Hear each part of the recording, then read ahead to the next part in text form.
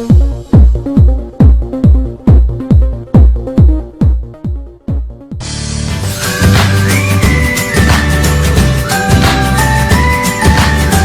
ఒక స్వీట్ చూపిస్తున్నాను. ఏంటో అంటే మొక్కజొన్న ఇగోండి, ఇవి తీసుకొని మనం ఒలిసి పెట్టుకోవాలి. మొక్కజొన్న కంకి తీసుకొని దాంట్లో నుంచి తీసుకోవాలి. ఇప్పుడు మీకు మామూలుగా లెక్క కోసం చెప్తున్నాను. 1 కప్పు మొక్కజొన్న పొత్తులు, తర్వాత బెల్లం నేను ముందుగానే తురిమి పెట్టుకున్నాను, తురిమి పొడి చేసి పెట్టుకున్నాను.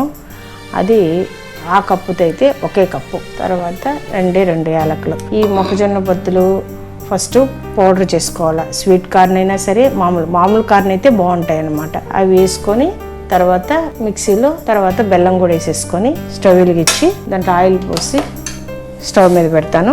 ఇది లోపల అవుతూ ఉంటుంది. మిక్సీ చేసుకొస్తాం. మిక్సీలో వేసుకొచ్చాను, ఇలా వచ్చింది. ఇప్పుడు ఏం చేయాలంటే దీంట్లో 2 స్పూన్లు మైదా పిండి యాడ్ చేయాలన్నమాట.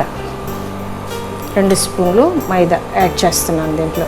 ఫస్ట్ 1 స్పూన్ వేసుకొని చూసుకోవాలా చిక్కదనం ఎలా ఉందని చూసుకోవాలి. ఎందుకంటే బెల్లం, మొక్కజొన్న పొత్తులు కూడా వేపినవి కాదు, మామూలు పచ్చివే. అంటే ఇంకా కొంచెం ఉంది. అప్పుడు ఏం చేయాలంటే ఇంకొంచెం యాడ్ చేసుకో, 1 స్పూన్ యాడ్ చేసుకుంటే మొత్తం నేను 2 స్పూన్లు యాడ్ చేశాను అనమాట.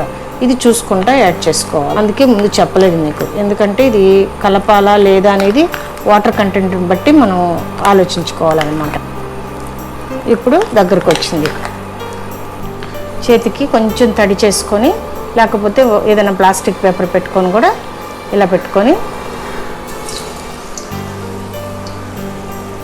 అలా చేసుకోవాలన్నమాట. మామూలు మనం వడలు చేసుకున్నట్టు.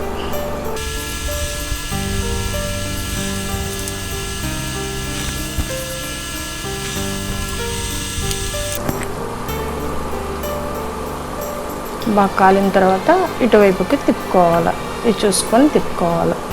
మరీ పెద్ద మంట పెట్టకూడదు, మరీ సిమ్లో పెట్టకూడదు, మీడియంలో పెట్టుకొని చేసుకుంటే మాడిపోకుండా ఉంటాయి అన్నమాట.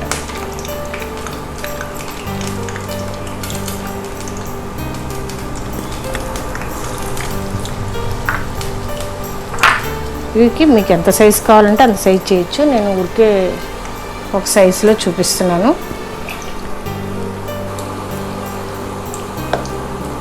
బాగా పొంగుతున్నాయి చూడండి.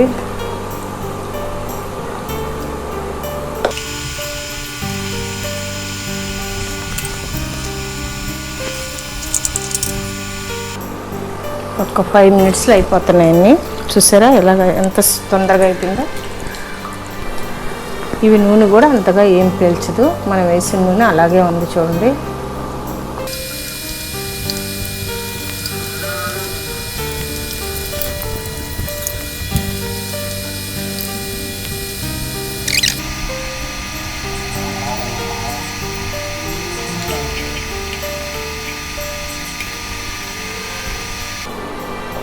అంతే అయిపోయింది. నేను స్టవ్ ఆఫ్ చేసుకుంటున్నాను.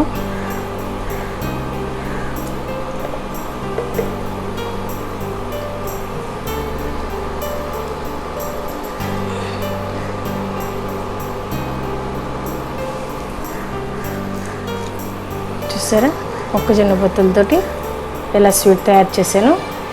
చాలా ఈజీ. అందరూ చేసి ఎలా ఉందో నాకు కామెంట్స్లో పెట్టండి. లైక్ చేయండి, షేర్ చేయండి, కామెంట్స్లో ఎలా ఉందో చెప్పండి. Thank you.